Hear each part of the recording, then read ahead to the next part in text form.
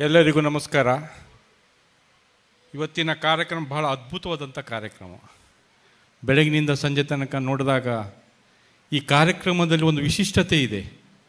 ಈ ಕಾರ್ಯಕ್ರಮ ಒಂದು ವಿಶೇಷತೆ ಇದೆ. ಏನಿದೆ ಅಂತ ಹೇಳಿದರೆ, ಸರ್ವೇ ಜನೋ ಸುಖಿನೋ ಭವಂತು ಅಂಥ ಒಂದು ಸಮ್ಮೇಳನದ ಒಂದು ಕೃತಿಯನ್ನು ಬಿಡುಗಡೆ ಮಾಡಲಿಕ್ಕೆ ಆಗಬಹುದಂಥ ಒಂದು ಶಕ್ತಿ ಈ ಸಮ್ಮೇಳನಕ್ಕೆ ಬಂದಿದೆ ಅಂತ ಹೇಳಲಿಕ್ಕೆ ಇಚ್ಛೆ ಬಯಸ್ತೇನೆ. ಈಗಾಗಲೇ ನಮ್ಮ ಸೋಮಶೇಖರ್ ಅವರು ಭಾಳ ಒಳ್ಳೆಯ ರೀತಿಯಿಂದ ಮಾತಾಡಿದರು.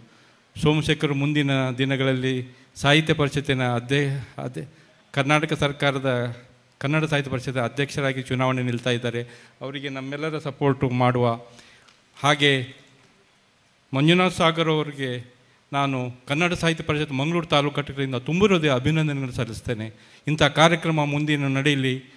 ಮುಂದಿನ ದಿನಗಳಲ್ಲಿ ನಮ್ಮ ಶಾಲೆಯಲ್ಲಿ ಸೂರಜ್ ಕಲಾಸಿರಿ ಕಾರ್ಯಕ್ರಮದಲ್ಲಿ ಇಂಥ ಒಂದು ಕಾರ್ಯಕ್ರಮವನ್ನು ನಾವು ಹಮ್ಮಿಕೊಳ್ತೇವೆ ಅಂತ ಹೇಳಿ ನನ್ನ ಮಾತು ಮುಗಿಸ್ತೇನೆ. ಜೈ ಹಿಂದ್, ಜೈ ಕರ್ನಾಟಕ.